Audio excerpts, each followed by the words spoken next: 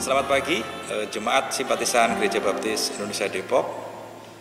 Kita bersama-sama akan merenungkan firman Tuhan di acara ibadah doa pagi saat ini. Namun sebelumnya kita akan berdoa untuk memohon pembinaan Tuhan. Bapa di dalam surga, kami mengucap syukur karena kami diberkati dengan istirahat yang cukup, sehingga pagi hari ini kami boleh bangun dengan kondisi tubuh yang sehat dan segar untuk kami boleh menikmati kehidupan dan juga panggilan kami pada hari ini. Sebelum kami beraktivitas, saat ini kami akan merenungkan firman Tuhan. Berkati kami akan diberikan pertolongan oleh kuasa Roh Kudus-Mu. Kami boleh memahami, kami boleh dibukakan pengertian, dan kami juga dimampukan untuk menjadi pelaku-pelaku firman Tuhan. Di dalam nama Tuhan Yesus kami naikkan doa permohonan kami. Amin. Bapak dan Ibu, tema dari renungan kita pada pagi hari ini adalah belajar dari Daud dan keluarganya. Didasari dari Matius pasal 1 ayat 6. Dan nanti bersama-sama kita akan belajar dari Kolose pasal 3 ayat 18 sampai dengan 23. Kita akan bersama-sama membuka Matius pasal 1 ayat 6.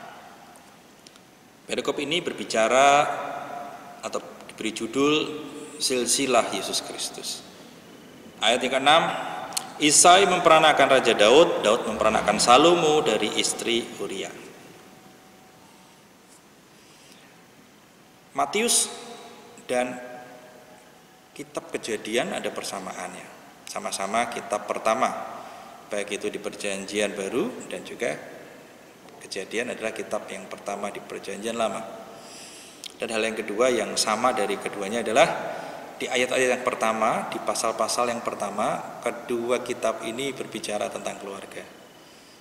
Seperti kita ketahui, kitab Perjanjian, bagaimana Allah menciptakan manusia dari debu tanah, yaitu Adam, dan kemudian menciptakan Hawa dari tulang rusuk Adam, dan kemudian dipersatukan sehingga mereka membentuk sebuah keluarga. Dan di kitab Matius ini, pasal yang pertama berisi tentang silsilah Yesus Kristus. Kalau di jam 2 Rabu kemarin, di pasal yang sama kita belajar tentang keluarga Boas dan juga Rut. Saat ini kita akan belajar dari keluarga Daud. Mengapa keluarga begitu penting? Saat ini secara khusus di masa pandemik ini, keluarga sangat-sangatlah penting. Karena seperti kita ketahui, seluruh dunia menghimbau bahwa seluruh warga negara, seluruh masyarakat harus tetap tinggal di rumah, stay at home. Karena di luar banyak bahaya yang mengancam, khususnya virus COVID-19. Sehingga keluarga menjadi tempat perlindungan yang terbaik saat ini. Lalu bagaimana jadinya kalau dalam satu keluarga ada hal-hal yang perlu kita selesaikan, masih ada permasalahan. Lalu bagaimana keluarga kita yang seperti ini dipakai untuk menyatakan pekerjaan Tuhan yang tanpa batas, sesuai dengan tema kita di bulan Februari ini. Apa yang kita pelajari dari hal yang terjadi di keluarga Daud? Bagaimana keluarga kita sama-sama bisa dipakai Tuhan untuk menyatakan pekerjaan Tuhan yang tanpa batas. Mari kita baca Matius pasal 1 ayat 6. Isai memperanakan Raja Daud, Daud memperanakan Salomo dari istri Uria. Perhatikan kata raja di depan kata Daud. Ini menarik karena Daud, Salomo, Hizkia, Asa, dan seterusnya itu adalah nama-nama raja. Namun Bapak Ibu coba kita sama-sama pelajari, kita sama-sama periksa. Kenapa dari sekian banyak raja yang ada dalam silsilah Yesus Kristus ini, Hanya Daud yang diberi kata sandang raja. Kenapa nama-nama raja lain pun tidak? Mari kita lihat di ayat yang ke-7 sebagai perbandingan. Salomo memperanakan Rehabeam, Rehabeam memperanakan Abia, Abia memperanakan Asa. Keempat-empatnya adalah nama raja semua, tapi tidak ada kata sandang raja di depan Salomo menjadi Raja Salomo, atau Raja Asa untuk nama Asa. Apa istimewanya Daud, Bapak dan Ibu? Sehingga dia mendapat predikat sebutan raja di kitab Matius ini. Kitab Matius ditulis oleh Matius pemungut cukai. Dalam pekerjaan kesehariannya tentu seorang pemungut cukai adalah pribadi yang sangat teliti, sangat detail, tidak boleh satu titik koma pun terlewat. Karena bicara tentang pertanggungjawaban yang sangat-sangat detail. Akuntabilitasnya teruji. Dan ketika Matius dengan pengilhaman Roh Kudus menulis kata raja, tentu ada maksud Tuhan di balik maksud penulisan atau pencatatan kata raja ini.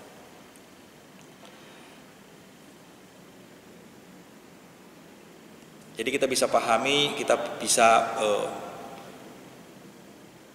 menerima kebenaran bahwa Tuhan berkenan menyematkan predikat raja hanya kepada Daud, bukan kepada raja-raja yang lain. Seperti kita ketahui, Daud itu bukan siapa-siapa, dia bukan keturunan seorang raja besar. Dia adalah seorang anak gembala, penggembala, kaum marginal.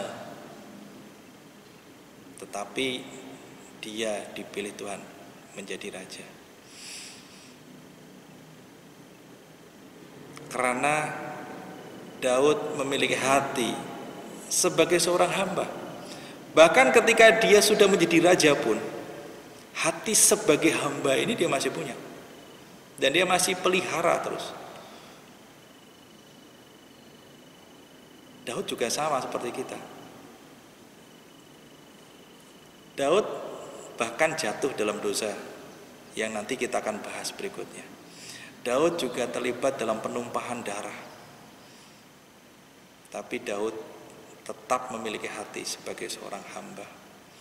Dan inilah yang menjadi sebab Daud mendapat cinta kasih yang istimewa dari Tuhan. Bahkan namanya disebut sebagai raja, padahal dia bukan keturunan raja. Betul dia raja, tetapi sewaktu-waktu pun dia bisa jatuh, tetapi dia tetap memiliki hati sebagai seorang hamba. Dan poin yang pertama inilah yang perlu kita garis bawahi ketika kita sebagai bagian dari keluarga. Bagaimana kita bisa mendapat cinta kasih Tuhan bagi keluarga kita, bagi kehidupan kita ketika kita memiliki hati sebagai seorang hamba. Poin yang berikutnya adalah utamakan melayani di dalam keluarga dulu. Ini memang tidak tertulis secara eksplisit dalam ayat bacaan kita. Namun kita ketahui bahwa dalam perjalanan berikutnya Daud tidak terlalu memfokuskan kepada pengembangan karakter positif untuk anak-anaknya. Bahkan ada beberapa masalah yang tidak terselesaikan tapi seolah-olah dianggap selesai dan bahkan menjadi batu sandungan di kemudian hari yang mengganggu tahta dan kerajaan Israel pada masa itu. Dan inilah yang harus kita petik sebagai hikmahnya, bahwa kita harus fokus untuk melayani keluarga kita terlebih dahulu, keluarga inti terlebih dahulu. Teladan ini diberikan oleh Bapak Abraham, Boas, bagaimana kedua sosok ini fokus kepada keluarga inti, sehingga nilai-nilai yang akan diturunkan kepada keturunan berikutnya bisa terjaga dengan baik. Dan ada hal yang dihindarkan ketika kita melakukan hal ini, yaitu adanya sebuah tragedi di kemudian hari ketika kita abai untuk melayani keluarga inti terlebih dahulu. Fokus pada keluarga adalah latihan yang baik bagi kita juga untuk fokus pada gereja sebagai perluasan ruang lingkup pelayanan kita berikutnya. Dan setelah gereja, kita akan berlatih. Jadi keluarga inti sudah fokus, kemudian keluar gereja sudah cukup baik, kemudian pekerjaan, masyarakat, dan seterusnya sampai dengan bangsa dan negara. Tapi tetap keluarga inti harus kita prioritaskan terlebih dahulu. Poin yang ketiga masih terkait dengan poin yang kedua, yaitu keluarga inti. Di dalamnya ada fungsi dan peran masing-masing. Ada orang tua itu ada ayah dan ibu. Mungkin barangkali dari kita ada satu fungsi yang sudah tidak ada karena sudah berpulang. Dan berikutnya ada anak-anak. Terus kemudian ada keluarga besar. Poin yang ketiga adalah kerjakan shalom kita masing-masing sesuai dengan fungsi dan tugas kita. Baik itu sebagai orang tua, sebagai suami, sebagai istri, sebagai anak-anak, sebagai anggota keluarga yang lain. Apa itu shalom? Seringkali kita menyebut shalom ketika kita masuk dalam sebuah komunitas atau sebuah ruangan. Shalom sama dengan saudara sepupu kita menyebut dengan Assalamualaikum warahmatullahi wabarakatuh. Dan ini konteks yang berbeda dari apa yang kita bahas sekarang. Shalom di makna yang lebih dalam adalah bicara tentang keadilan.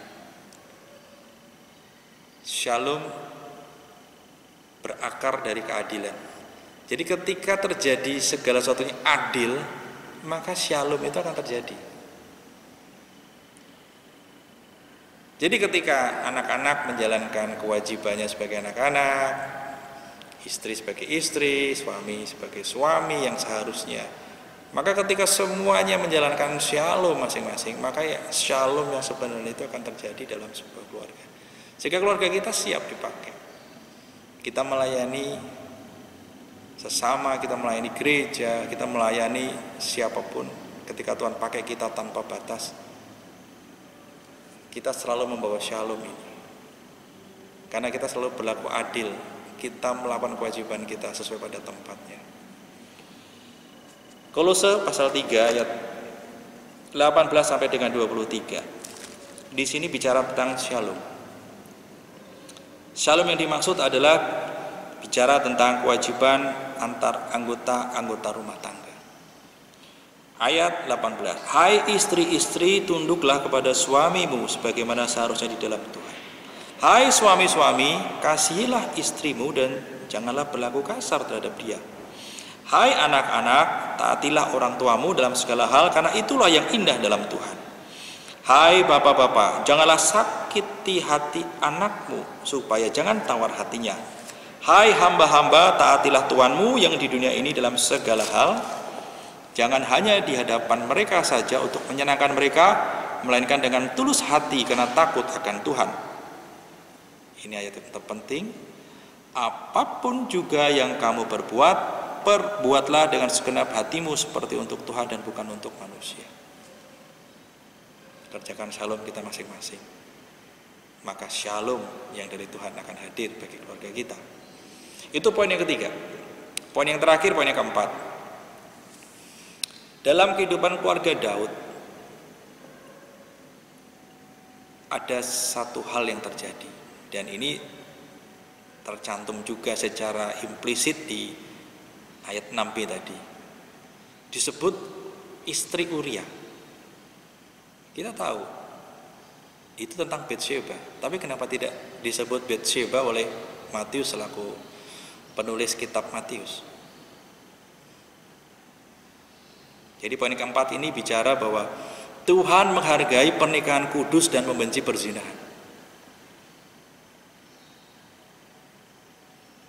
Bahkan namanya sendiri aja tidak dicatat. Ya meskipun kita tahu bahwa Batsyeba adalah korban, tetapi dalam konteks teologis dan sosiokultural Israel yang paternalistik, ya pria masih di atas wanita gitu ya. Jadi kalau ada sebuah kejadian pasti berpihaknya kepada pria. Tapi kita melihat di sini sebenarnya ini bukan bicara tentang siapa yang salah. Tapi Tuhan mencatat bahwa perzinahan tidak mendapat tempat. Tetap yang diingat adalah pernikahan kudus, bahwa Uria adalah suami dari Batsyeba. Sehingga tidak disebut nama Batsyeba, sehingga tidak disebut istri Daud gitu ya, kan harusnya clear. Tetapi disebutnya istri Uria. Jadi ketika keluarga kita berada pada kondisi-kondisi yang kritis seperti ini, ingatlah bahwa Tuhan menghargai pernikahan kudus.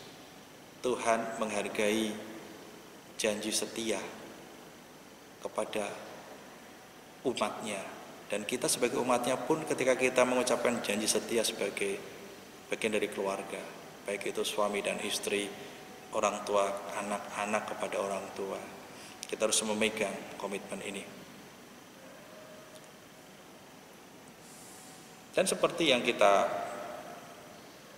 pelajari bersama di renungan doa Rabu kemarin, ketika seorang Boas sebagai representasi dari Allah yang memelihara, Allah yang menyelamatkan umatnya, Allah yang setia pada janjinya kepada Israel untuk memelihara meskipun gak ada harapan, gak ada sesuatu yang bisa dilihat oleh Rut di hari esok.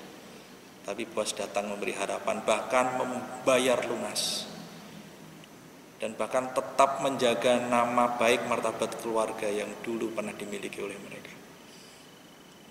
Boas tidak kelihatan. Padahal kalau dalam konteks masa kini, kalau kita ada di posisi Boas, mungkin kita melakukan yang sebaliknya. Kita bisa mencari pasangan lebih baik. Dan inilah yang dimaksud bahwa di poin keempat ini, Tuhan menghargai kesetiaan, dan kesetiaan ini adalah hal yang mengikat kita sebagai bagian dari anggota keluarga. Bapak dan Ibu, pada akhirnya kita sudah belajar 4 poin dari keluarga Daud. Yang pertama adalah milikilah hati sebagai seorang hamba.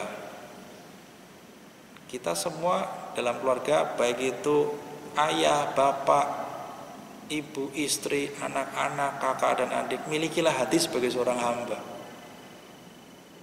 Seperti Tuhan selalu memalingkan wajahnya kepada Daud, karena Daud memiliki hati sebagai seorang hamba. Dan ketika kita ingin keluarga kita dipakai dengan maksimal, setiap kita memiliki hati sebagai seorang hamba. Ini sangat luar biasa. Saling melayani, saling mendukung, saling mengcover. Dan ini pun juga berlaku dalam kehidupan di gereja kita. Gereja adalah representasi dari keluarga kita yang lebih besar. Milikilah hati sebagai seorang hamba di gereja kita. Yang kedua, utamakan keluarga inti terlebih dahulu sebelum melayani orang lain. Seperti kejatuhan Daud, ketika tidak fokus kepada keluarga inti, tragedi yang terjadi pun kita pelajari, anak-anaknya terpecah karena tidak mendapat perlakuan yang seharusnya, nilai-nilai ilahi tidak disampaikan dengan optimal. Ini yang harus kita pelajari sebagai hal yang harus kita fokuskan sebelum kita melayani orang lain, sebelum kita melayani sesama kita melayani keluarga kita terlebih dahulu. Yang ketiga, kerjakan shalom kita masing-masing untuk menghadirkan kerajaannya. Lakukan bagian kita masing-masing dengan adil sesuai dengan porsi kita, sesuai dengan tugas tanggung jawab kita masing-masing, sesuai dengan panggilan kita masing-masing, maka shalom itu akan hadir. Yang keempat, setialah pada keluarga yang sudah dibangun. Demikian renungan singkat kita pada pagi hari ini. Ketika kita melayani orang lain, ketika keluarga kita dipakai oleh Tuhan yang tanpa batas, percayalah, semuanya itu untuk kebaikan kita. Bahkan ketika kita berpikir, oh itu untuk kebaikan orang lain, tidak. Kita sudah mendapatkan kebaikan itu di awal. Orang lain mendapatkan kebaikan itu adalah efek karena Tuhan ada dalam keluarga kita, meminta kita untuk melakukan pekerjaannya yang tanpa batas itu. Kiranya kita terus mengingat tema kita di bulan ini, bahwa kita akan melakukan pekerjaan-pekerjaan Tuhan yang tanpa batas. Dan mari kita mulai dari keluarga kita. Mari kita mulai dari hal yang paling sederhana. Dan kiranya Tuhan memberkati terus keluarga kita di masa pandemik ini untuk menjadi keluarga yang dipakai Tuhan melayani dan diberikan penguatan setiap hari. Mari kita berdoa. Bapa di surga, kami mengucap syukur bila mana Tuhan terus mengingatkan kami boleh diberikan peneguhan bahwa Tuhan sangat mengasihi kami. Tuhan juga mengasihi keluarga-keluarga kami. Dan kiranya kami terus menyerahkan keluarga kami sebagai bagian dari organisasi terkecil yang ada dalam misi Tuhan. Kiranya kami pun sebagai bagian dari organisasi kecil ini, kami boleh menjadi penopang-penopang yang baik. Kami boleh menjadi pendukung-pendukung yang baik. Dan kiranya keluarga-keluarga kami, dimanapun kami berada, kami bisa memelihara keluarga kami dengan baik. Kami bisa dimampukan juga untuk menjadi pelayan-pelayan bagi keluarga kami. Kami juga dimampukan untuk menjaga komitmen kesetiaan kami bagi keluarga kami. Dan pada akhirnya setiap keluarga kami boleh Tuhan pakai, akan Tuhan pakai untuk menyatakan pekerjaan Tuhan yang tanpa batas. Dan kami juga berdoa untuk gereja kami, kumpulan dari keluarga-keluarga yang ada ini Tuhan. Karena gereja kami pun boleh kuat. Karena keluarga-keluarga yang ada semuanya adalah keluarga-keluarga yang diberkati Tuhan. Sehingga gereja ini akan lebih luas lagi untuk menyatakan cinta kasih Tuhan bagi sesama. Dan di atas semuanya itu nama Tuhan yang dipermuliakan. Di dalam nama Tuhan Yesus kami memohon, dan kiranya Tuhan terus menyertai kehidupan kami dan keluarga kami. Dalam nama Tuhan Yesus kami akan doa permohonan kami. Amin.